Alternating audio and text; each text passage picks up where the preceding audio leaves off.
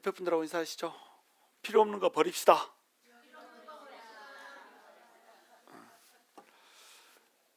자, 옆에 분들하고 다시 한번 인사하실 때 뱃살 버리듯이 이 세상에 불필요한 거 무거운 거 버립시다.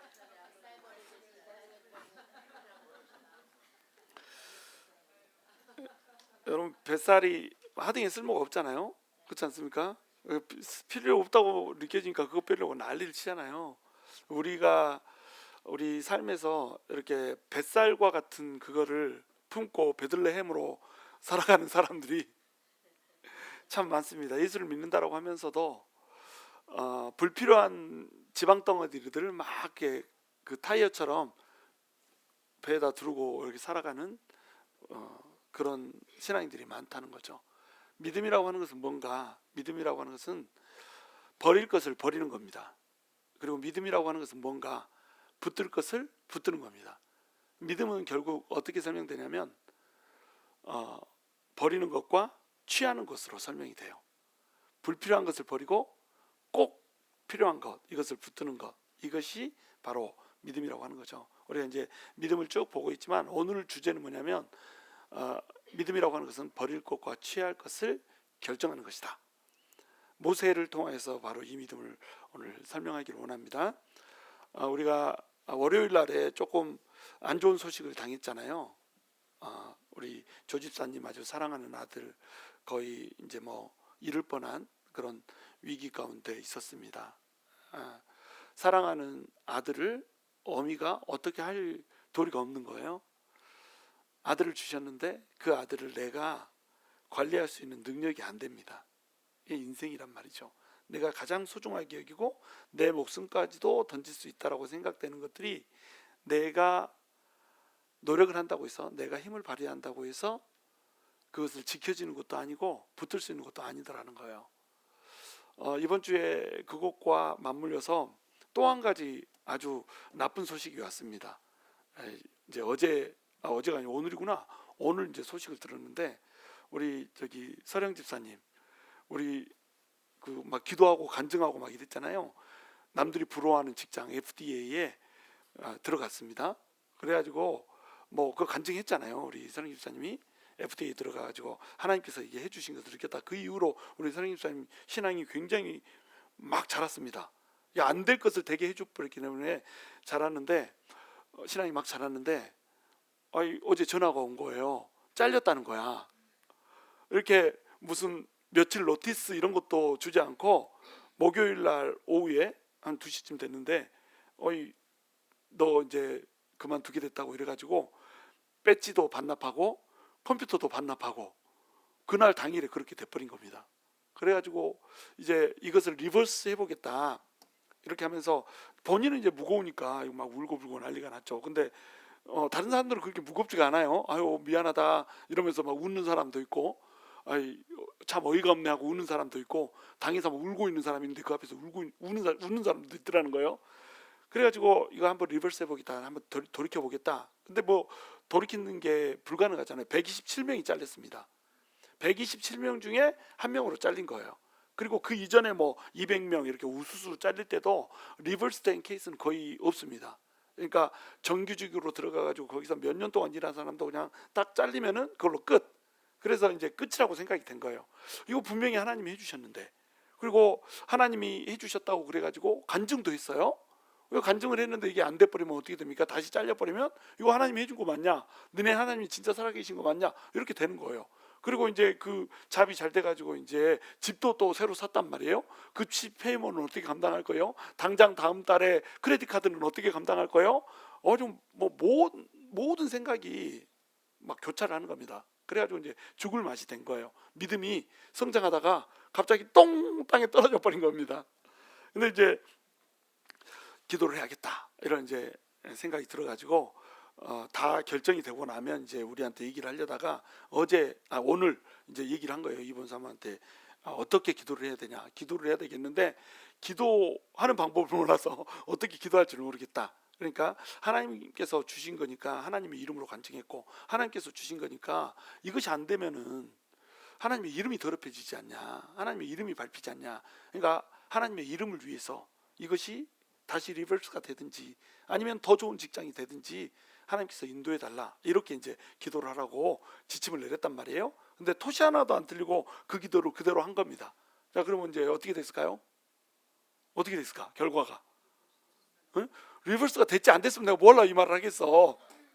리버스가 된 겁니다. 불과 몇 시간 만에, 2시간 만에, 기도하기 시작한 지 2시간 만에 바로 연락이 온 거예요. 4명이서 이제 거기 뭐 디렉터 뭐 그다음에 매니저 뭐 이런 사람들 다 합쳐져 가지고 그 사람들이 이제 편지를 보내고 막 이렇게 했는데, 편지 보냈다고 이게 되는 게 아니에요. 원래 한번 이렇게 그렇게 결정이 되면 끝입니다. 그래서 이보연 사모도 이제 그렇게 기도하라고는 해놓고 잡서치를 하고 있어서 친구들이 이제 뭐 직장에 높은 사람들이 많으니까 야야 저기 약사 찾는 그런 뭐 약사 그런 찾고 있지 않냐, 그런 자리가 하나 없냐 이렇게 하고 서치를 하고 있었단 말이에요. 그리고 본인도 기도를 해놓고 뭐 하고 있었어요? NIH 자리 나온 거 그거 어플라이 하고 앉아 있어. 기도를 해놓고 본인도 믿어요 못 믿어요? 믿지를 못한 겁니다.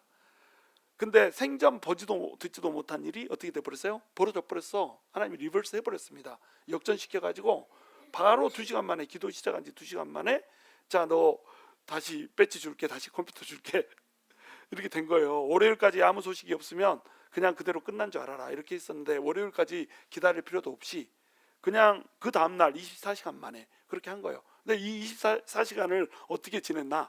이 24시간 동안에 그냥 천당에서 지옥으로 뚝 떨어지고 지옥에서 다시 천당으로 올라가고, 오늘 막 그 통화를 하는데 막 할렐루야 그러고 난리가 났어요. 그 입술로 할렐루야 하는 것을 내가 본 적이 없거든. 오늘 찬양할 때 내가 2손을 만세를 부르고 찬양하겠다 막 이러면서 아주 그냥 날아가더라고. 오늘 또 딱 여기서 마주쳤는데 할렐루야 막 그러면서 악수를 하는데 손을 얼마나 꼭 쥐는지 내가 관절이 다 부러지는 줄 알았어. 우리 하나님이 뭐 이것을 역전시켜줘서 감사하다는 얘기를 하려고 하는 게 아니고, 우리 이제 호성 형제도 거의 뭐 안 좋은 상태에서 이제 하나님께서 수술을 아주 어썸이라고 얘기할 정도로 훌륭하게 붙들어 주지 않았습니까? 또 이제 직장을 놓쳤다가 바로 24시간 만에 다시 회복하지 않았습니까? 자, 그럴 때에 우리가 가질 수 있는 생각은 뭐냐면, 하나님께서 왜 이런 일을 허락하시냐는 거예요. 그리고 어떤 사람들은 이것이 역전이 안 됩니다. 어떤 사람들은 자식을 잃기도 하고요. 어떤 사람은 직장을 잃은 채로 집에서 방금 집을 샀는데 그 집에서 쫓겨나기도 하고, 이런 일들이 벌어지더라는 거예요. 근데 이런 일들이 벌어질 때마다 우리는 이제 어떤 생각을 하냐면, 하나님을 살아 계시는가라고 하는 것을 의심하게 된다라고 하는 거예요. 그러면서 이제 우리의 뭐가 가려지냐면, 우리 신앙의 옥석이 가려진단 말이에요. 우리 신앙이 진짜로 하나님을 붙들고 있는 하나님 한 분으로 충분한 인생인가 아닌가라고 하는 것이 가려진다고 하는 겁니다. 우리 하나님께서 우리에게 허락하신 것들이 많아요. 뭐 돈도 있고요, 또 집도 있고요, 자녀도 있고요, 건강도 있고요. 하나님께서 우리에게 허락하신 한 것들이 굉장히 많이 있습니다. 그리고 그것을 한 가지 더 풍성하게 허락해 줄 때마다 우리는 할렐루야를 외치고, 그것이 없어질 때마다, 하나씩 없어질 때마다 우리는 어떻게 합니까? 갸우뚱합니다. 왜 하나님이 이렇게 하시지? 이렇게 한단 말이에요. 근데 우리 하나님은 우리로 하여금 시선을 어디에 두기를 원하시냐면, 여기에 두는 것이 아니라 하늘에 두기를 원하신단 말이에요. 그러니까 여기에 있는, 땅에 있는 일들을 가지고 하나님께서는 어쩔 때는 잘 되고 어쩔 때는 안 되고, 이런 모든 과정들을 뛰어넘어서 우리의 시선을 하나님한테 두기를 원한다라고 하는 겁니다. 그것을 두 글자로 뭐라고 부른다는 거예요? 믿음이라고 부른다라고 하는 거예요. 그래서 하나님께서 우리에게 주신 것은 사실은 주신 것이 아닙니다. 하나님께서 우리에게 허락하신 것들은요, 하나님이 우리에게 두신 것이에요. 이해가 되시나요? 두신 거라는 게 우리한테 뒀다가 언제든지 가져갈 수 있습니다. 뭐 심지어는 우리가 가장 중요하게 여기는 자녀라고 하는 것도 하나님께서 우리한테 뒀다가 하나님께서 가져가 버리면은 우리는 어떻게 할 수가 없어요. 모세의 어머니가 그랬지 않았습니까?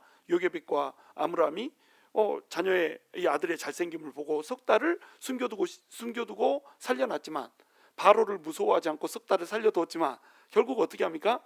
석 달 후에는 아들을 나일강에다 던져야 되더란 말이에요. 할 수 있는 게 없습니다. 그러니까 이것은 모세라고 하는 아들도 요게벳과 아므람에게 두신 거예요. 우리한테 있는 돈, 하나님께서 우리에게 주신 것이 아니라 두신 겁니다. 맡겨뒀어요. 집도 그래요. 우리가 살고 있는 집도 한순간에 털어져 버릴 수 있습니다. 그렇잖아요. 집 뺏긴 사람 많죠. 갑자기 경제 공황 오면서 집을 빼앗겨 버리고 뭐 싱글하우스에서 살다가 갑자기 어디로 옮기죠? 아파트로 옮기고 이런 사람도 있고, 아파트에서 또 이제 그냥 홈리스가 되는 사람도 있고 막 이렇습니다. 우리 이 홈리스들 보면서 저는 맨날 그 생각을 해요. 나도 자칫 잘못하면 저 위치에 갈 수 있다는 생각을 항상 합니다. 저는 홈리스를 볼 때마다 내가 몸이 아파버려. 그리고 직장을 우리 둘 다 이제 뭐 부부가 몸이 같이 아파버렸다고 생각해 보세요. 직장을 놓쳐버렸다고 생각해 보세요. 어떻게 하겠어요 이거? 그러니까 우리가 홈리스가 될 수 있는 것은 그냥 경각이에요. 경각. 하나님께서 두신 것을 걷어가 버리면 우리도 언제든지 홈리스가 될 수 있는 겁니다. 이것을 이제 우리가 뭐라고 그러냐면 청지기 이게 스튜어디십이라고 그러거든요. 청지기 정신이라고 부르는 거예요. 하나님께서 우리한테 두셨다는 거예요. 맡겨두셨다는 거예요. 이 맡겨두신 것을 우리는 어떻게 하냐면 잘 관리를 하고 이것을 하나님의 나라를 위해서 쓰는 겁니다. 물질도 재능도 시간도 하나님께서 우리한테 맡겨둔 거예요. 건강도 하나님께서 우리에게 맡겨두신 겁니다. 언제든지 없어질 수 있어요. 갑작스럽게 건강이 확 망가져 버릴 수 있습니다. 안 드러나던 건강이 갑작스럽게 드러나가지고 질병이 확 드러나가지고 그냥 그 다음날 몸져 놓버릴 수도 있어요. 그러고 시름시름 앓다가 일주일 뒤에 죽을 수도 있고, 이게 인생이란 말이에요. 우리 생명까지도 하나님께서는 우리에게 맡겨두셨다는 겁니다. 이것을 하나님이 두신 거라고 부르는 거예요. 근데 하나님께서 우리한테 주신 것이 딱 하나 있습니다. 뭘까요? 하나님께서 우리한테 주신 게 있어요. 두신 것 말고, 뒀다가 가져가시는 것 말고 절대로 안 가져가는 거, 이게 한 가지가 있습니다. 뭘까요? 하나님 자신입니다. 예수 그리스도, 하나님 자신, 그 자신을 누구한테 뒀어요? 우리한테 주셨어요. 이건 두신 게 아니에요. 예수 그리스도를 우리가 믿고 받아들이는 순간에 이 예수님은 우리한테서 빼앗겨지지가 않습니다. 예수 그리스도 안에 있는 그 사랑에서 끊을 자가 없어요. 그 어떠한 피조물이라고 할지라도 예수 그리스도 안에 있는 하나님의 사랑에서 우리를 끊을 수가 있어요, 없어요? 끊을 수가 없습니다. 하나님 자신을 줬고요, 하나님의 사랑을 줬어요. 이거는 주신 겁니다. 주신 건 어떻게 하라고 주신 걸까요? 누리라고 주신 거죠. 우리한테 뭔가를 주셨어요. 그러면 이건 내 거잖아. 하나님이 내 겁니다. 예수 그리스도도 내 거고요, 예수 그리스도의 사랑도 내 거고요. 아무도 끊을 수 없는 그 사랑이고요. 그러니까 이것을 우리는 어떻게 해야 됩니까? 누려야 된단 말이에요. 하나님께서 맡겨두신 것은 어떻게 해야 됩니까? 맡겨두신 것은 써야 되는 겁니다. 어떻게 해요? 유익하게. 불의한 청지기의 비유 나오잖아요. 불의한 청지기의 비유에 보면은 불의한 재물로 친구를 사귀라, 이렇게 얘기합니다. 불의한 재물로 친구를 사귀라는 게 도대체 무슨 얘기일까요? 우리 하나님께서 우리에게 재물을 주셨어요. 하나님께서 우리에게 재물을 주신 건 우리에게 가지라고 주신 거라는 거예요? 아니면 맡겨두셨다는 거예요? 맡겨두셨다는 겁니다. 그 맡겨두신 거 가지고 우리가 어떻게 해요? 친구를 사귀는 거예요. 그것을 올바른 일을 하고 하면서 미래를 준비하는 겁니다. 그러니까 이게 왜 불의한 재물이 되냐? 하나님 것인데, 하나님이 맡겨둔 것인데 그것이 마치 내 것인 것처럼 해버리면 이게 불의한 게 되는 거예요. 그래서 불의한 청지기의 비유가 나온 겁니다. 그 청지기가 어떻게 했습니까? 마치 자기인 것처럼 주인의 가산을 탕진했습니다. 맡겨두신 건데 자기 것처럼 여겼어요. 그러니까 불의한 청지기가 된 거예요. 근데 이 사람이 잘렸죠. 해고를 당했죠. 해고 당하니까 어떻게 했습니까? 이 주인의 것을 빌려줘 가지고 막 증서 쓴 것을 고치고 다니잖아요. 100냥 빌려준 거 있으면 야야 내가 50냥으로 깎아줄게, 이래가지고 친구들을 사깁니다. 친구를 사귀고 나면 어떻게 될까요? 내가 해고 당했을 때 야 너한테 그때 내가 50냥 깎아줬잖냐, 50냥 벌었으니까 나한테 10냥만 줄래? 이렇게 할 수 있다는 겁니다. 이게 지혜라는 거예요. 미래를 준비하는 지혜. 근데 이 재물이 누구 거였어요? 쥐게 아니라 주인 거였잖아. 그러니까 불의한 재물로 친구를 사귀는 지혜를 발동했다는 거예요. 우리도 하나님께서 우리에게 맡겨두신 것, 이것을 마치 내 것인 것처럼 씁니다. 우리가 선교지에 막 체크 써서 보내잖아요. 내 것인 것처럼 막 써가지고 만불 막 보내고, 또 교회에도 막 건축을 한다고 하니까 뭐 이거에다 쓰라 해가지고 막 9,000불 막 써가지고 해가지고 딱 쓰고 막 이렇게 하잖아요. 그렇게 하는 게 뭐예요? 내 것인 것처럼 쓰는 거예요. 근데 원래 내 거예요, 아니에요? 내 게 아니라는 거예요. 하나님이 맡겨두셨다는 겁니다. 근데 이 내 것처럼 쓰는 그 모든 게 뭐가 되는 거예요? 불이한 게 되는 거예요. 왜? 하나님 것인데 내 것처럼 쓰니까. 근데 그걸로 우리는 어떻게 한다는 거예요? 미래를 준비한다는 겁니다. 이게 불의한 청지기의 비유잖아요. 그러니까 하나님께서는 우리에게 모든 것을 그냥 두셨다라고 하는 거, 이것을 이해한다는 건 굉장히 중요한 겁니다. 그래야지 우리가 불의한 청지기가 되지 않는 거예요. 왜냐하면 맡겨두신 것이기 때문에 하나님 나라를 위해서만 쓰고 내 것인 것처럼 쓰지 않는 거예요. 써놓고 나서도 내 것을 쓴 것처럼 자랑을 안 한단 말이죠. 예를 들어서 하나님을 위해서 내가 열심히 모든 시간을 투자했다고 생각합시다. 이 시간 누가 준 거예요? 하나님 주신 거죠. 시간은 생명이잖아요. 예를 들어서 어떤 사람을 위해서 내가 1시간을 투자했다. 그러면 1시간 동안은 나를 위해서 쓴 것이 아니라 그 사람을 위해서 썼잖아요. 그러면 1시간이라고 하는 생명을 그 사람에게 준 겁니다. 이해가 되시죠? 우리가 시간이 수명대로 살아도 80 산다고 생각해 보세요. 그러면 80 사는데 이 80세 사는 시간 중에 우리가 한 시간 정도를 다른 사람을 위해 썼다 그러면 1시간이라고 하는 시간은 우리 생명을 그 사람을 위해서 나눠준 겁니다. 근데 이 생명은 누가 주신 거라는 거예요? 하나님이 주신 거라는 거죠. 하나님이 주신 거이기 때문에 내 거인 것처럼 내가 주장하지 않고 다른 사람을 위해서 썼단 말이에요. 교회를 섬기는 데 썼다 할지, 성도가 아파서 병문안을 가는 데 썼다 할지, 또는 그 사람이 힘들어가지고 그 사람과 함께 잠을 자주면서 썼다 할지, 이런 식으로 드리는 시간, 이 시간들은 어떤 시간이라는 거예요? 하나님께서 맡겨두신 시간 가지고 지혜롭게 투자한 시간이 되는 거예요. 이런 시간들은 절대 버려지지가 않습니다. 맡겨두신 시간을 훌륭하게 썼기 때문에. 그런데 하나님께서 우리에게 주신 게 있다는 거예요. 그 주신 게 뭐라고요? 하나님 자체라는 거예요. 우리는 돈, 생명, 건강 이런 것을 누린 게 아니라 맡겨두셨기 때문에 맡겨두신 만큼 잘 쓰면 되는 거고, 우리가 누려야 될 게 있어요. 그게 뭐예요? 하나님을 누려야 됩니다. 하나님과 교제하는 거, 이것을 우리가 즐거워할 수 있어야 돼요. 근데 우리가 우리 시선을 하늘에다 두지 않아 버리고 땅에다 둬버리면 어떻게 돼요? 두신 것에 집착하게 돼요. 그리고 진짜로 우리한테 주셔가지고 우리가 마음껏 써도 괜찮은 것은 우리가 거들떠도 안 보게 이렇게 돼버립니다. 하나님을 주셨으니까, 예수 그리스도를 주셨으니까, 예수님의 사랑을 주셨으니까 우리가 어떻게 해야 되겠어요? 그 사랑을 누리면서 살아야 된단 말이에요. 근데 그것에 사람들이 집중을 하지 않습니다. 예배하러 나오라고 그러면 예배로 나오지 않고, 말씀도 제가 이렇게 새벽 예배를 1시간 동안 이렇게 해주는 사람은 거의 없어요. 새벽 예배 좀 짧았으면 좋겠다 이렇게 하시는 분들 그냥 짧게 들으면 됩니다. 15분만 말씀 전해주세요. 15분만 딱 말씀 전하고 그만 듣고 그냥 기도하시면 돼요. 그렇죠? 나는 1시간 전했어도 여러분이 15분을 들으면 되는 거예요. 말씀 짧게 해주세요 할 필요가 없습니다. 새벽 예배는 방송으로 나가는 거니까 언제든 끌 수가 있잖아요. 그러니까 짧게 해주세요 이럴 필요 없어요. 15분만 들으세요 그냥. 그리고 저는 1시간을 여러분한테 드리는 겁니다. 근데 1시간 동안 이것을 드리면 여러분, 우리가 말씀도 많은 사람들이 인스턴트식으로 말씀을 즐기거든요.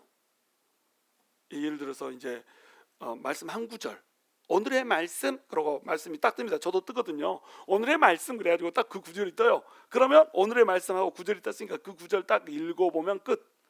그리고 이제 그보다 좀 더 진보된 케이스가 뭐냐면 오늘의 큐티, 그래가지고 내가 큐티한 것도 아니야, 남이 큐티해 놓은 거 한 페이지짜리 5분이면 화장실에서 그냥 물 내리기 전에 읽으면 되는 그런 분량, 이것 정도 딱 읽으면 그날 우리 충분히 하나님과 교제했다고 생각하거든요. 근데 그거는 인스턴트예요. 라면 오뚜기 3분 카레 끓여 먹는 겁니다. 우리가 정식을 하나님과 먹어야 되잖아요.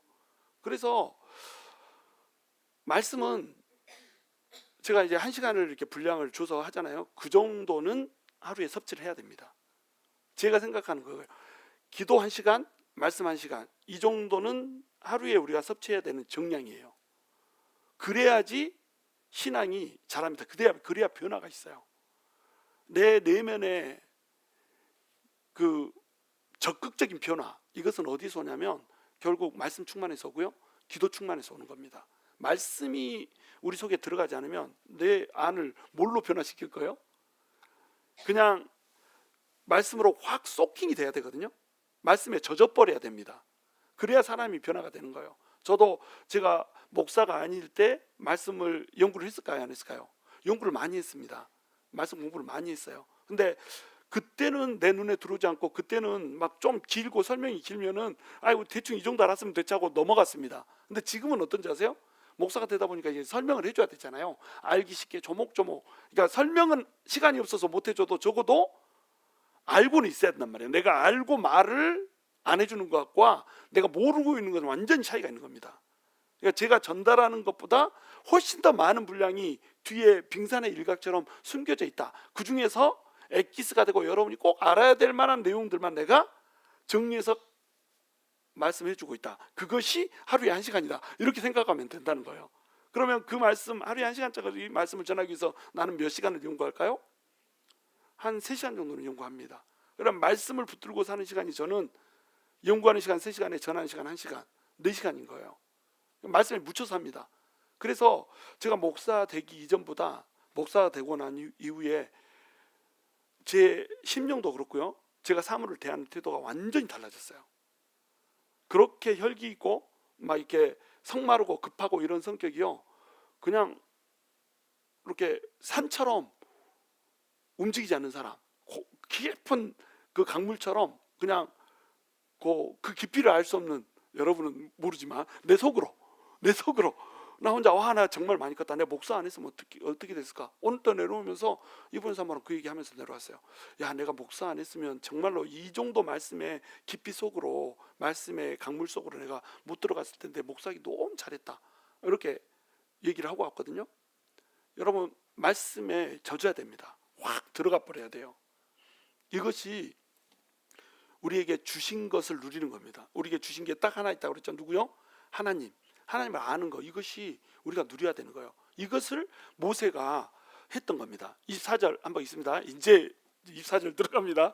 시작. 믿음으로 모세는 장성하여 바로의 공주의 아들이라 칭함받기를 거절하고 도리어 하나님의 백성과 함께 고난받기를 잠시 죄악의 낙을 누리는 것보다 더 좋아하고, 이렇게 되어 있습니다. 오늘 이제 모세를 쭉 다룰 텐데, 모세의 첫 번째 신앙의 모습은 뭐였냐면 거절과 선택이에요.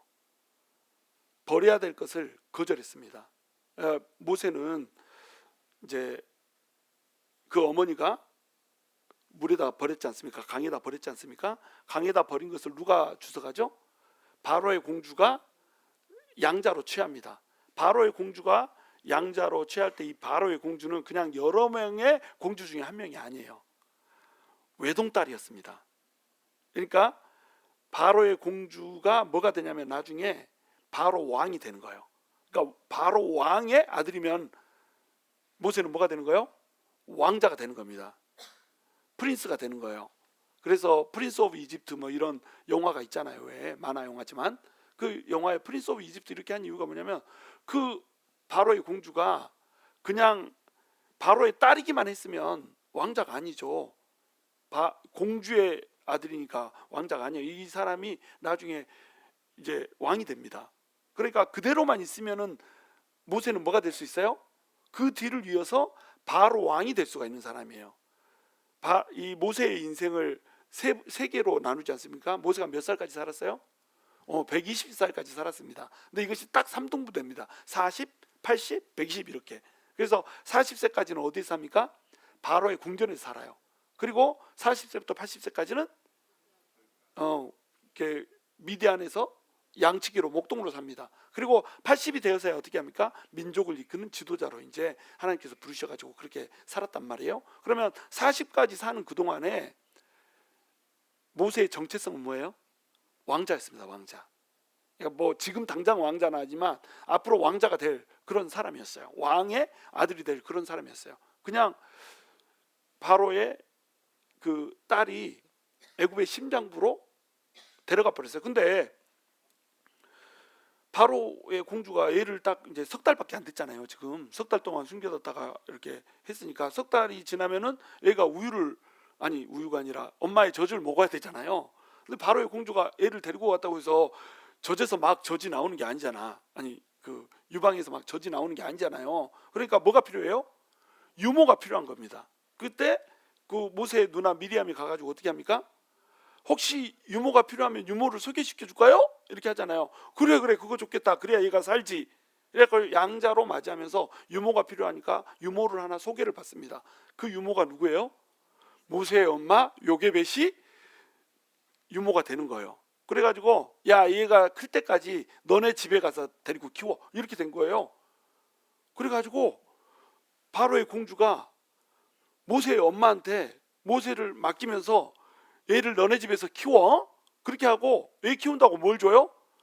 아이, 샐러리를 주네. 직장에 취직이 돼버렸어.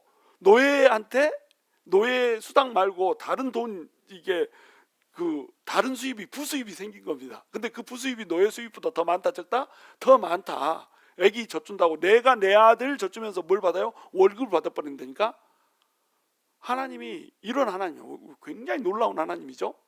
이렇게 할 때 모세의 엄마가 모세를 이제 키우잖아요. 그러면 모세를 키울 때 모세의 엄마가 모세한테 뭐라고 키울까요?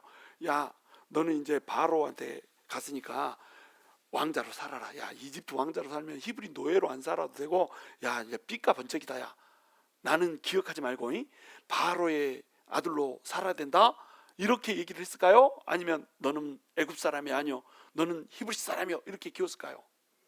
너는 히브리 사람이요, 이렇게 키웠습니다. 우리식으로 생각하면 안 돼요. 우리 같으면 어떻게 했어요? 우리가 만약에 엄마라면, 야, 너는 바로 궁전에 가가지고 살고 나중에 잘 되면은 저기 뒷구녕으로 주머니에다 돈 좀 찔러줘라, 막 이렇게 하지 않겠어요? 근데 이때 당시 유대인들은 그렇지 않단 말이에요. 왜냐하면 하나님의 언약 백성이야.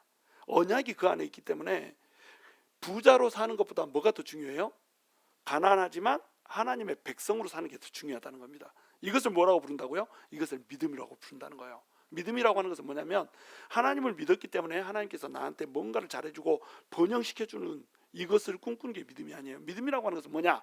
믿음이라고 하는 것은 내가 돈이 많아서 부자가 되는 케이스이거나, 내가 돈이 없어서 가난한 케이스거나, 내가 높은 곳에 올라가서 귀한 케이스거나, 내가 모든 직장을 잃어서 천한 케이스거나, 빈부 귀천을 떠나서 하나님의 백성으로 사는 것 그 자체를 귀하게 여기는 것, 이것을 뭐라고 부른다고요? 이걸 믿음이라고 여긴다는 거예요.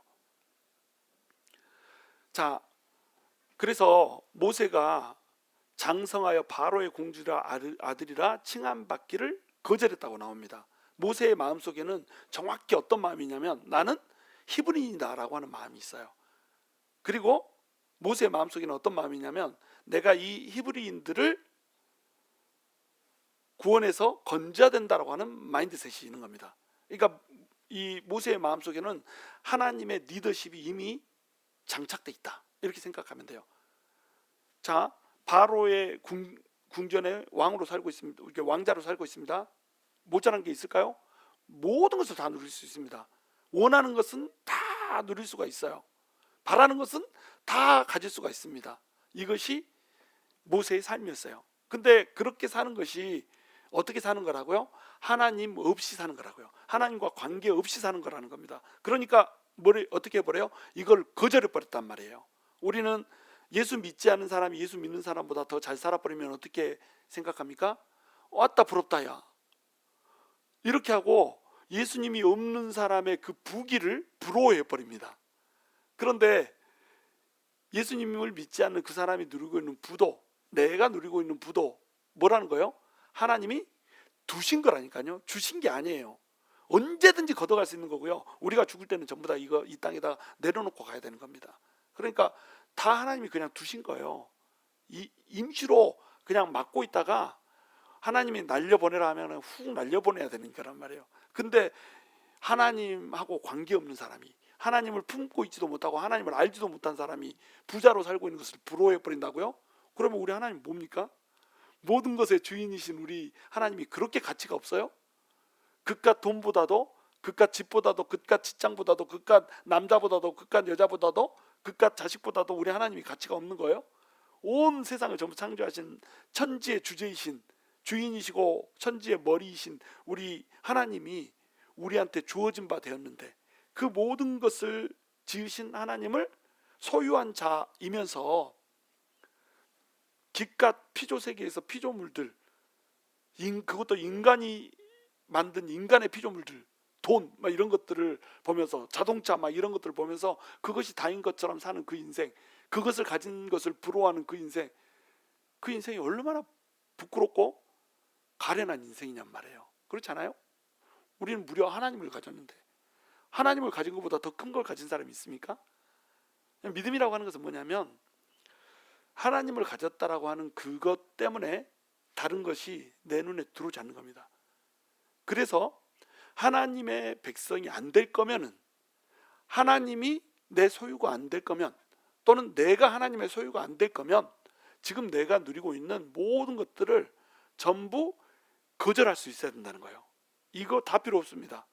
하나님 한 분 가질 수 있다면, 하나님의 백성으로 살아갈 수 있다면, 그렇다면 나는 만족할 수 있습니다 라고 해가지고 뭘 선택하는 거예요? 하나님을 선택하는 거예요. 그래서 우리 아까 두 가지 예를 들었잖아요. 우리 조 집사님, 내가 하나님을 믿고 하나님 앞에서 잘 살라고 해봤는데 왜 우리 아들한테 이런 일이 생겼나? 내가 생명보다도 귀하게 생기는 아들한테 왜 이런 일이 생겼나? 내가 직장 얻어가지고, 우리 서령 집사 직장 얻어가지고 이 직장이 하나님이 주신 거라고 간증까지 했는데 왜 직장이 갑자기 잘려버렸나?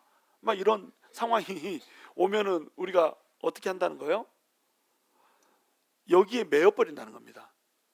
그러니까 이런 상황이 오면 하나님이 갑자기 없는 것처럼 여겨져 버린단 말이에요.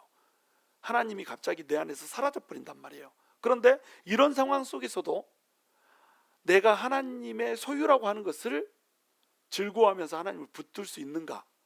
이것이 뭐라는 거예요? 이게 믿음이라는 거예요. 이게 안 되면 그것을 우리가 뭐라고 얘기해요? 불신, 이렇게 얘기하는 겁니다. 믿음이 약하다 또는 믿음이 없다 이렇게 얘기하는 거예요. 믿음이 강하다, 이거는 뭐냐면 이런 모든 상황과 조건과 상관없이 하나님이 나의 주인이라고 하는 것, 내가 하나님의 소유물이라고 하는 것, 그 사실 하나로 즐거워하고 기뻐해 버릴 수 있다는 겁니다. 그러니까 이 세상 것을 거절하고 뭘 취하는 거예요? 하나님을 취해 버리는 거예요. 근데 하나님을 취하면, 하나님은 어떤 하나님이세요? 우리를 자녀로 삼고 있는 하나님이잖아요. 우리를 아들과 딸로 삼고 있는 하나님이라고 하는 겁니다. 그러니까 하나님을 취하기를 우리가 결정하고 즐거워해 버리면 하나님께서는 자동적으로 우리한테 뭘 해결해 주시는 거예요? 자녀와 딸에게 줄 것을 해결해 줘 버린다는 거예요. 자, 25절, 도리어 하나님의 백성과 함께 고난받기를 잠시 죄악의 낙을 누리는 것보다 더 좋아하고, 이렇게 돼 있죠. 하나님의 백성과 함께 고난받는 쪽을 택했단 말이에요. 그리고 이 애굽에서 누리는 그 낙은 어떤 낙이라고 불러요? 죄악의 낙이라고 부르는 겁니다. 왜 죄악의 낙이라고 부르죠? 바로 자신도 하나님이라고 자기를 표현했죠. 막 우상 숭배를 하죠. 그리고 자기들이 잘 살기 위해서 한 민족을 노예로 부리고 있죠. 얼마나 그 부를 축적하기 위해서 200만 300만 되는 그 이스라엘 백성들을 노예로 이렇게 착취를 해먹고 있어요. 그러니까 바로가 자기 궁에서 누리는 낙은 전부 어떤 낙이냐면 죄악의 낙입니다. 남의 것을 빼앗아서 누리는 낙이고요, 하나님을 버리고서 취한 낙이고요. 그렇기 때문에 이것은 전부 다 죄악의 낙이란 말이에요. 이 죄악의 낙을 누리는 것보다 뭐를 더 좋아했다고요? 하나님의 백성과 함께 고난받는 쪽을 더 좋아했다는 거예요. 그러니까 선택을 한 거죠. 죄악의 낙을 버리고 뭘 선택해요? 하나님의 백성과 함께 고난받는 쪽. 가난하게 산다고 할지라도, 건강을 잃는다고 할지라도, 직장에서 쫓겨난다고 할지라도 그저 하나님의 백성이라고 하는 이 사실 하나, 이것을 지킬 수 있다면 나는 이걸로 만족할 수 있어요. 그리고 이걸 선택했다는 거예요. 26절, 그리스도를 위하여 받는 수모를 애굽의 모든 부하보다 더 큰 재물로 여겼으니 이는 상 주심을 바라봄이라. 자, 이렇게 할 수 있었던 이유가 뭐라고요? 우리 하나님이 상 주시는 분이라고 하는 것을 믿었다는 거예요. 그러니까 믿음이라고 하는 것은 뭐라고 그랬습니까? 모든 믿는 자는 두 가지를 믿어야 한다고 했죠. 하나님이 계시는 것과 하나님을 사모하는 자, 하나님을 추구하는 자에게 하나님께서 상 주시는 분이심을 믿는다는 거예요.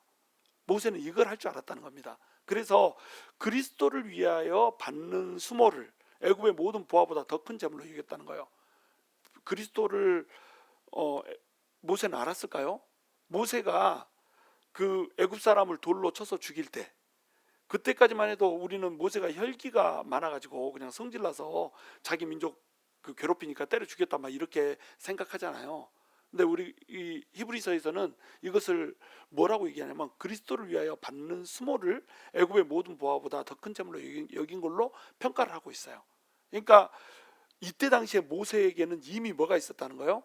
그리스도를 바라보는 눈이 있었다고 하는 겁니다. 이 그리스도를 바라보는 눈은 언제 주어진 겁니까? 사실은 원시복음 때 주어졌잖아요. 아담과 하와가 제일 처음에 죄를 짓고 쫓겨나는 그 순간에 언약을 받은 게 있는데, 그 언약이 뭐예요? 여자의 후손이 뱀의 머리를 으깰 거라고 하는 이 언약을 받았잖아요. 그러니까 이때부터 그리스도는 이미 예언이 되어진 겁니다. 근데 이것을 바라볼 수 있는 눈을 가진 사람은 그렇게 많지 않아요. 근데 아브라함한테 어떻게 했습니까? 아브라함한테 너에게 씨 하나를 줄 텐데 그 씨가 모든 열방을 구원할 것이다 라고 하는 그런 언약의 말씀을 주십니다. 이 언약의 말씀을 아브라함도 뭔지 잘 몰랐어요. 근데 이 언약의 말씀을 아브라함이 진짜로 깨닫게 되는 그런 계기가 있죠. 그게 뭡니까? 자기 아들 독자를 바치라고 하는 이 순간에 독자 아들 이삭을 바치는데 하나님께서 살려버리잖아요. 숫 양을 대신 이게 머리가 걸리게 해가지고 바치게 하고 아들은 살려버린단 말이에요. 이것을 보면서 아브라함은 뭘 발견해요? 그리스도를 발견한 겁니다. 아, 하나님의 아들이 나중에 이렇게 해서 모든 인간을 살리는, 여자의 후손이 와서 인간을 살리는 그 언약을 이루시겠구나, 나한테 주어진 언약이 바로 이거구나 라고 하는 것을 아브라함이 어땠다는 거예요? 믿었다는 겁니다. 이 믿음이 이삭에게, 이 믿음이 야곱에게, 그리고 이 믿음이 대를 거쳐서 400년 동안 흘러가다가 누구에게? 모세에게까지 흘러 들어갔다는 거예요. 모세는 그리스도를 볼 줄 아는 눈이 있었습니다. 그래서 결국에 이 세상은 전부 다 멸망할 것이고 이 세상에 그리스도가 오셔서 이 세상을 구원할 것이라고 하는 이것을 기대하는 이런 믿음을 가졌단 말이에요. 그런데 그리스도가 올 거라고 하는 것은 모세가 죽고 나서의 일이에요? 모세가 살았을 때 일이에요? 모세가 죽고 나서 한참 후의 일입니다. 그렇잖아요? 모세가 1527년생인 BC 1527년에 태어났습니다. 그리고 우리 예수님이 이제 BC 한 3년 이 정도에 태어났지 않습니까? 그러니까 예수님보다 1525살 더 많은 분이 우리 모세 형님이요. 그러니까 그렇게 오랜 시간 동안이 지난 후에야 그리스도가 와요. 근데 눈으로 보이지 않아. 그리스도가 온다는 게 눈으로 보이지 않고 1500년 후에 나타날 거예요. 그런데 모세의 눈에는 뭐가 보여버려요? 눈에 보이지 않는 그 그리스도가 온다라고 하는 사실이 눈에 보여버리는 겁니다. 보이지 않는 것들의 증거니라. 보이지 않는 것인데 보이지 않는 그리스도가 어때요? 확신으로 만져져 버린 거예요. 눈에 내가 바라는 것, 그리스도가 왔으면 좋겠다, 그리스도를 대망하는 그것이 어때요? 내 손으로 만져져 버립니다. 이것을 뭐라고 한다고요? 이것을 믿음이라고 한다니까요. 믿음은 그리스도를 바라보는 겁니다. 그래서 그리스도를 위하여서 받는 수모를 이 땅의 모든 것들 다 누리는 것보다 더 중요하게 생각해 버리는 거. 그러면 우리 주님께서 뭘 주신다는 거예요? 상을 주신다는 겁니다. 이 상은 뭐예요? 영원한 상이라는 거예요. 없어지지 않는 상. 이 땅의 애굽의 부하하고는 비교도 안 되는 수만 배, 수억 배의 그런 영광, 그 영광을 모세는 꿈꾸고 있었다는 거죠. 그러니까 기꺼이 자기 백성들의 편에 서서 자기 백성들을 이끌고 이제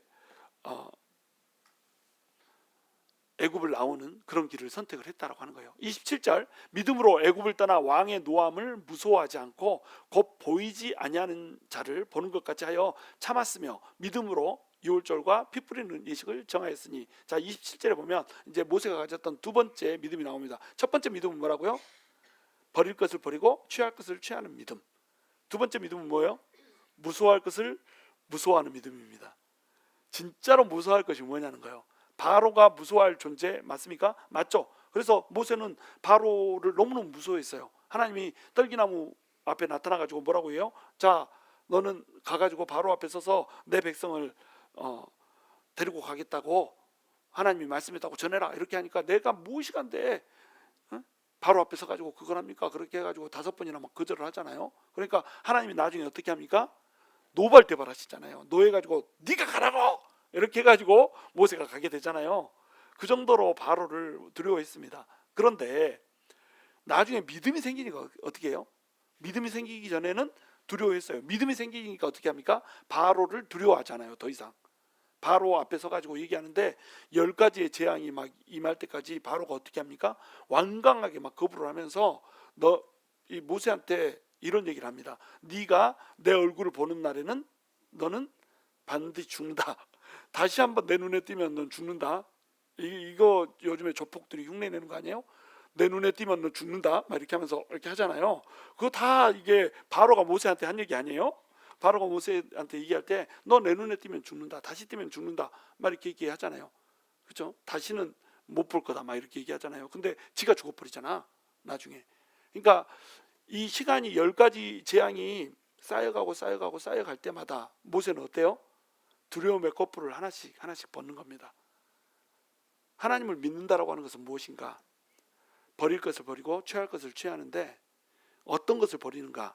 이 세상 것을 버리고 하나님의 썩지 않을 영광을 취하면서 동시에 그 하나님이 영원한 하나님이고 그 하나님이 전지전능하신 하나님이기 때문에 그 하나님이 불변하시는 언약을 지키시는 하나님이기 때문에 우리가 뭘 버려요? 우리 안에 있는 두려움을 버려버려요. 그리고 뭘 취해요? 하나님으로부터 오는 담대함을 취해버립니다.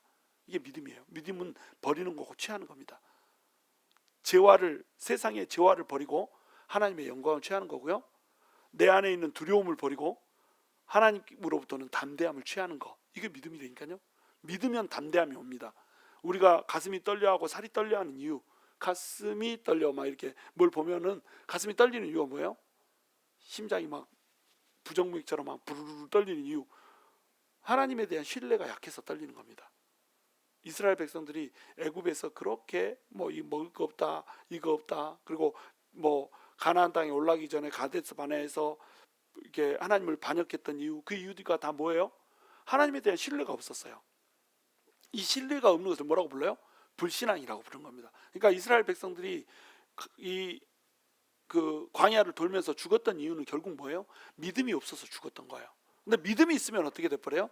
믿음이 있으면 여호수아와 갈렙처럼 돼버립니다. 저들은 내 밥이다 이렇게 돼버리는 거예요. 그러니까 믿음이 있으면은 담대함이 들어오고요. 믿음이 없으면 두렵고 떨림이 들어와 버려요. 우리 뭐 서령 집사 이렇게 안 됐다고 할 때 이제 끝났다 이렇게 절망했죠. 이제 끝났구나 이렇게 생각했어요. 근데 기도해야겠다 이런 생각을 하게 됐잖아요. 물론 남편이 야 그럼 기도해봐, 지 일 아니니까 제 속이 좀 더 편해. 그러니까 믿음이 더 좋은 게 아니라고, 자기 일이 아니니까 속이 좀 더 편해. 그래요. 야 기도해봐. 그러니까 정신이 바짝 들어가지고 기도하잖아요. 기도하면 하나님이 일할 거라고 하는 것을 믿으니까 어때요? 담대해지는 겁니다. 그러니까 뭐 다음 찾아볼 잡을 찾기도 하고, 그 다음에 진짜로 기도한다는 거 무슨 뜻이에요? 이 일이 리버스 될 수도 있다라고 하는 소망이 생기는 겁니다. 그래서 이 예수 그리스도 안에 있는 사람에게는 절망이 없는 거예요. 제가 몇 번 얘기하지만 한국에서 절이 잘 되는 이유가 뭐라고요? 주일마다 목사가 설교를 하면서 여러분 절망하지 마세요 이래가지고 절이 안 망하는 거 아니에요. 예, 그리스도 안에 있는 사람에게는 절이 망하지 않습니다. 절망이라는 게 없어요. 소망 가운데 사는 거. 그러니까 절망을 버리고 소망을 선택하게 되고요, 취하게 되고요, 두려움을 버리고 담대함을, 용기를 선택하게 되는 거, 취하게 되는 거, 이것이 믿음이라고 하는 거예요. 자, 마지막입니다. 28절. 믿음으로 유월절과 피 뿌리는 예식을 정하였으니 이는 장자를 멸하는 자로 그들을 건드리지 않게 하려 한 것이며 믿음으로 그들은 홍해를 육지같이 건넜으나 애굽 사람들은 이것을 시험하다가 빠져 죽었으며. 믿음이라고 하는 것은 뭐냐면 의심을 버리는 겁니다. 의심을 버리고 눈에 보이지 않지만 하나님의 언약을 붙드는 거예요. 취하는 것과 버리는 것과 취하는 것 명확하죠? 세상의 재화를 버리고 하나님의 보이지 않는 영광을 취하는 겁니다. 두려움을 버리고 하나님으로부터는 용맹을, 또 담대함을 취하는 겁니다. 그리고 뭘 버린다고요? 의심을 버리는 거예요. 내 상식에 맞지 않기 때문에 내 지혜로, 내 능력으로, 내 이성으로 판단했을 때 이것이 합리적이지 않기 때문에 이것을 의심하는 게 아니에요. 그냥 하나님이 말씀하셨으면 그걸 그대로 믿어버리는 겁니다. 이것이 유월절과 피 뿌리는 예식에 그대로 녹아 있어요. 믿음으로 유월절과 피 뿌리는 예식을 정하였으니, 자, 유월절과 피 뿌리는 예식을 모세가 정했습니다. 이때 하나님께서는 모세한테 명령하셨어요. 자, 죽음의 사자가 지나간다. 죽음의 사자가 지나갈 때에 양을 잡아가지고 양의 피를 문 설주와 문 기둥에, 문 인방에 이렇게 발라놓은 사람은 전부 산다. 안 그러면 다 죽는다. 이렇게 하나님께서 말씀하셨습니다. 상식적으로 이해가 돼야 안 돼요? 이해 안 되죠.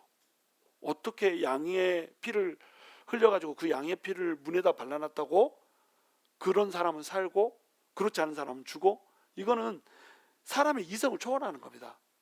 상상 밖의 일이란 말이에요. 사람의 지식 밖의 일이고, 이건 생전 들어본 적도 없다. 야, 생전 그렇게 됐다는 것을 내가 본 적도 없고 들은 적도 없다. 야, 이렇게 얘기하는 겁니다. 자, 우리 서령 집사, 직장이 FDA에서 요즘에 잘리면은 리버스가 돼요, 안 돼요? 리버스가 안 된다니까요. 127명이 잘렸어. 127명 잘린 중에 126명은 전부 다 그냥 떨려 나갔고요. 한 명이 살아남았다. 그 한 명이 누구예요? 박서령이요. 대단한 여자요. 그렇죠? 근데 저 여자가 대단한 게 아니라 누가 대단하다? 저 여자 뒤에는 하나님이 대단하다는 거예요. 그러니까 우리는 이해할 수 없는 일들을 마주하게 됩니다. 자, 기도하면 하나님이 일하실 수 있어. 더 좋은 직장을 하나님 주실 수 있어. 이거 이해할 수 있겠어요? 기도한다고 하나님이 하시나? 믿음이 없는 사람은 어떻게 생각해요? 기도한다고 하나님이 하시냐? 자기가 해야 되는 거지. 자기가 잡 어플라이를 하고 자기가 능력이 줘야 되지. 이렇게 생각합니다. 근데 기도하면 하나님이 하신다. 하나님 하세요, 안 하세요? 하시죠? 아니, 크게 대답해요. 기도하면 하나님 일하십니까? 여러분은 비상식적인 사람들이야. 이렇게 아멘 하니까 예수 믿지 않는 사람들이 여러분 보면은 뭐라고 얘기하세요? 돌았다, 이렇게 얘기하는 거예요. 왜요? 믿음이 없는 사람 눈에는 여러분은 돈 사람입니다. 도라이예요. 믿음이 없는 사람 눈으로 보면 여러분은 돌았습니다. 미쳤습니다. 근데 믿음이 있는 사람 눈으로 보면은 의심은 사라지는 거예요. 그리고 말도 안 되는 것이 확신이 되는 겁니다. 6월절 어린 양의 피를 흘려가지고 피를 뿌리면은 산다고요? 그게 내가 사는 거하고 무슨 상관이 있어요? 살려면은 죽음의 사자가 지나갈 때 뭐 엎드려 있든지 땅속으로 땅굴 파고 들어가든지 뭔가 현실적인 방법을 써야 될 거 아니에요? 근데 지극히 비현실적인 방법을 써가지고 야, 피 뿌려놓으면 산다, 야, 이렇게 한 겁니다. 노뱀 사건도 똑같죠? 자, 뱀한테 막 물렸습니다. 불뱀들한테 물렸어요. 독이 퍼져가지고 죽어가고 있어. 그러면 뭘 해야 되겠어요? 해독제를 찾아야 될 거 아니에요. 뭔가 풀을 먹든지 하여튼 모래라도 씹어 먹든지 뭘 해야 될 거 아니야. 뭐 입으로 빨든지. 뱀 물렸는데 입으로 빨면 안 되는 거 아시죠? 충치 같은 거 있으면 굴이 독이 들어가지고 그 사람도 죽어버려. 하여튼 또 흐르면 안 돼. 하여튼간 뱀한테 물렸다 그러면 입으로 빤듯이 하여튼 눈으로 보이는 뭔가를 해야 되는 게 우리 상식이란 말이에요. 근데 하나님은 어떻게 하라고 합니까? 노뱀을 만들어가지고 들어라야, 이렇게 얘기합니다. 그래서 노뱀을 들어버리잖아요. 그러니까 노뱀을 본 사람은 어떻게 해요? 살아버리잖아. 자, 노뱀을 보면 산다, 이렇게 하는데 저런 말도 안 되는 소리 하고 내 지금 뱀 물려가지고 아파 뒤지겠는데 지금 독이 퍼져가지고 지금 뭐 숨이 깔딱깔딱한데 뭔 노뱀을 봐 보기는, 이렇게 했던 사람은 다 죽었습니다. 근데 그 말을 듣고 상식을 초월하는 그 말이 믿어져 버린 사람, 그 사람 고기를 들어가지고 쳐다봐 버렸다니까요. 어떻게 했어요? 다 살았습니다.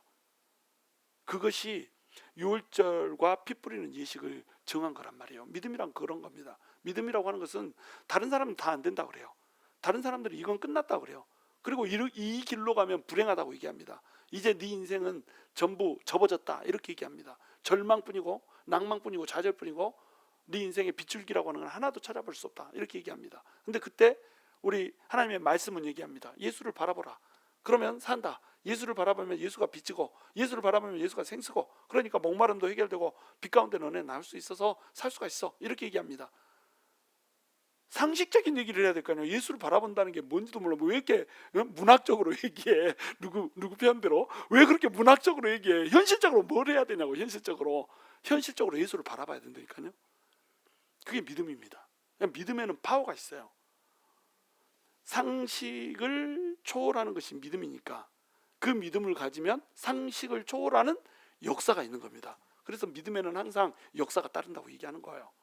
모세가 바로 그 믿음을 가졌다는 거예요. 자, 29절, 믿음으로 그들은 홍해를 육지같이 건넜으나 애굽 사람들은 이것을 시험하다가 빠져 죽었으며.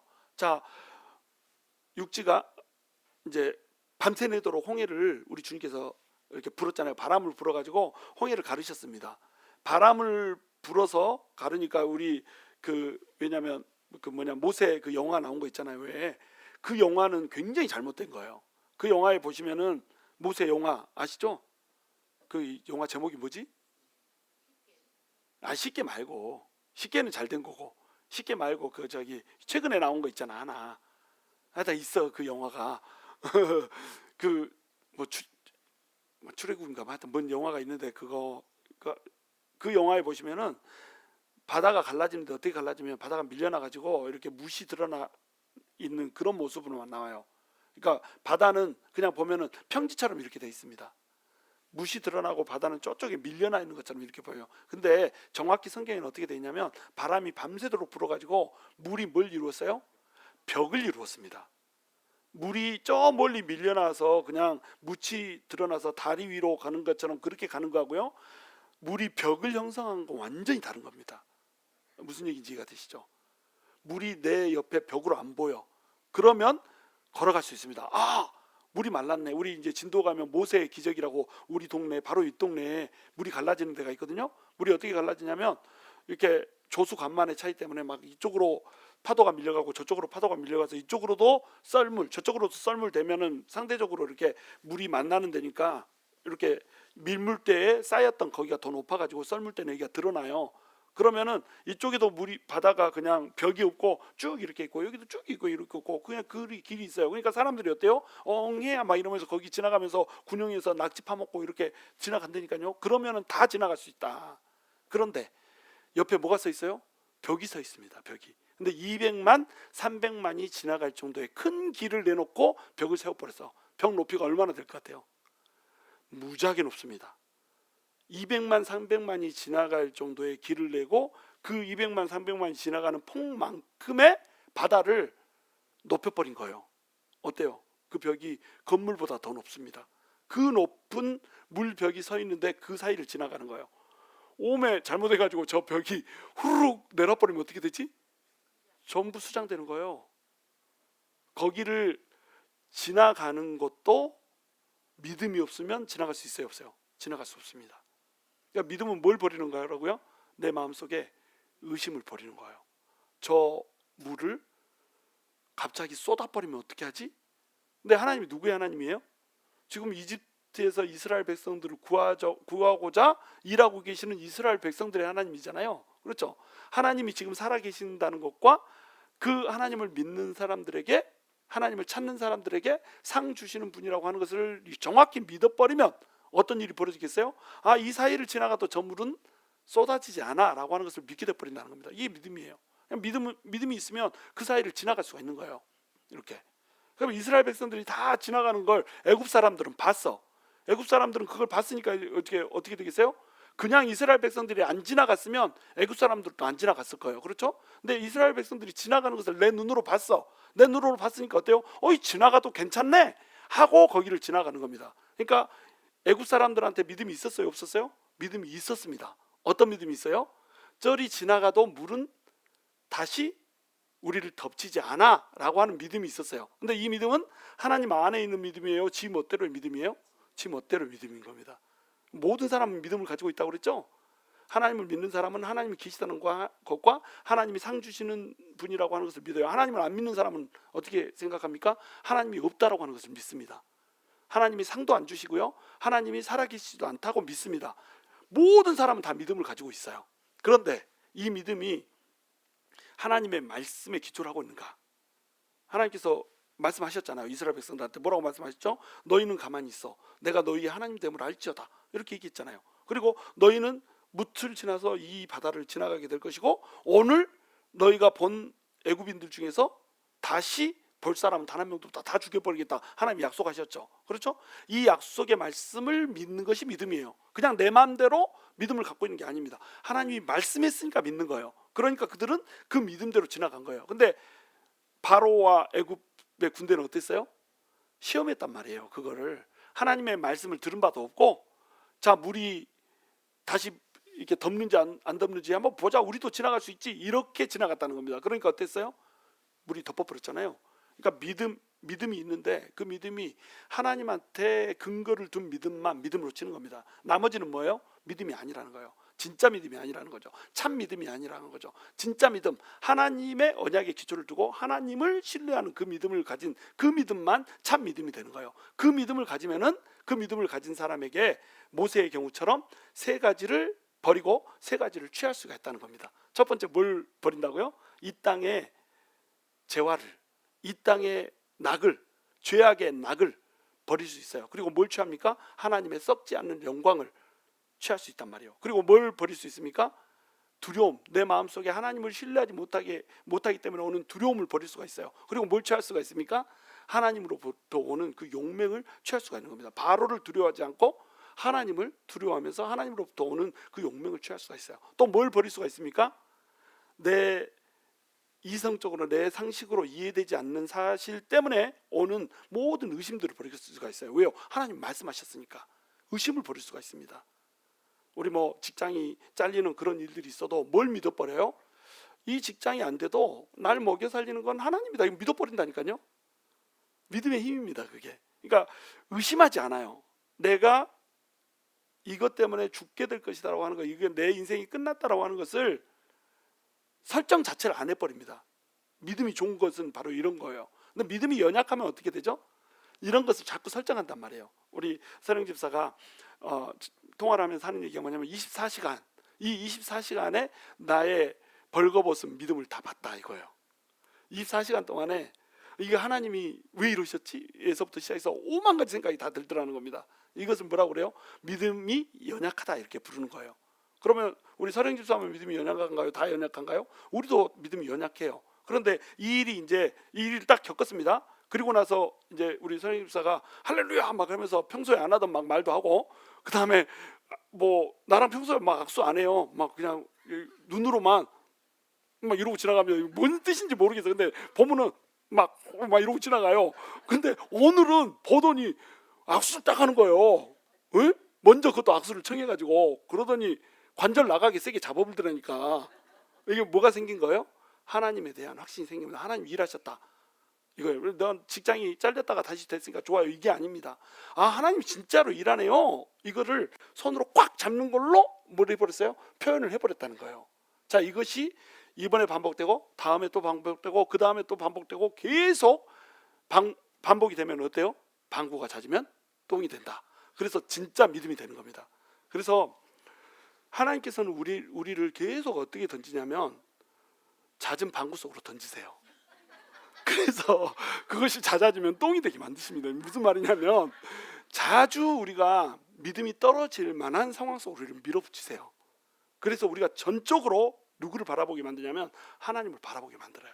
하나님을 전적으로 신뢰하게 만듭니다. 그래서 하나님과 나 위에 다른 것은 그 어떤 것도 소중하지 않은 것으로 하나님께서 만들어 버리세요. 이것을 뭐라고 부른다고요?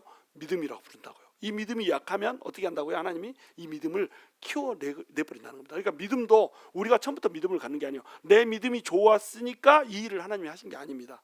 내가 기도했으니까 하나님이 이 일을 하신 것도 아닙니다. 하나님은 하나님이 주실 수도 있고 하나님이 빼앗아갈 수도 있다고 하는 것을 보여주는 거예요. 그 과정 가운데서 우리가 하는 일은 뭐예요? 이것을 아는 겁니다. 아, 하나님이 주실 수도 있고 빼앗아갈 수도 있는 분, 주시는 분도 하나님이시고 찾으신 분도 하나님이시고, 우리 모든 생활이 그래요. 우리의 가정생활도, 우리의 교회 생활도, 우리의 관계도, 뭐 우리의 건강도, 우리의 물질도, 우리의 시간도, 우리의 재능도 전부 그렇습니다. 전부 하나님이 맡겨두셨기 때문에 언제든지 하나님께서 취해갈 수 있어요. 그런데 하나님께서 우리에게 주신 게 뭐라고요? 하나님 자신, 맡겨두신 거 가지고 우리는 하나님께서 우리에게 진짜로 주신 그 하나님을 만나는 것에 초점을 다해야 되는 거예요. 그것이 바로 믿음이 큰다라고 하는 것입니다. 여러분, 우리 믿음을 점검해 보세요. 우리의 믿음은 어떤 믿음입니까? 어떤 상황과 조건에서도 흔들리지 않는 그런 믿음인가요? 정말로 예수 그리스도 한 분으로, 하나님 한 분으로 만족하는 그런 믿음입니까? 그 믿음을 하나님께서는 원하신다는 거예요. 그러니까 우리 인생에 풍랑이 치고 파도가 치는 것을 하나님 허락하시는 거예요. 예수 그리스도의 믿음의 장성한 분량에까지 자라도록, 하나님의 깨어져 버린 형상을 우리가 이룰 수 있도록 계속 하나님께서 우리를 몰아치고 내던지면서 그거를 회복할 수 있도록 우리를 드라이브해 간다는 거예요. 이게 믿음의 속성이라고 하는 겁니다. 그 믿음의 속성 때문에 우리가 파도 치는 인생, 고통받는 인생, 아픈 인생, 슬픈 인생을 경험해야 된다라고 하는 거, 이것을 생각하십시오. 근데 그것이 끝이 아니고 하나님께서는 그 끝에서 하나님을 찾기를 원하신다는 거. 하나님을 찾으면 하나님께서는 그 모든 것들을 해결해 주실 수 있는 능력이 있을 뿐만 아니라 우리가 고통스럽고 아파할 때에 하나님도 하나님께로 달려나오기를 기대하면서 함께 아파 계시다고 하는 거, 함께 아파하신다고 하는 거, 여러분 이것을 믿으셔야 되는 거예요. 이걸 믿음이라고 하는 겁니다. 이 믿음이 있으면 이 인생 가운데서 그 어떤 일이 벌어진다고 할지라도 우리는 그것을 견딜 수가 있는 거예요. 두려움을 버리고 용맹을 취할 수 있고요, 의심을 버리고 확실한 언약에 기초한 믿음을 취할 수가 있고요, 이 땅에 있는 모든 죄악의 낙을 버리고 장차올 그리스도와 함께 그리스도를 위하여 고난받는 것을 취할 수 있다는 겁니다. 그러면 이 사람에게 뭐가 온다는 거예요?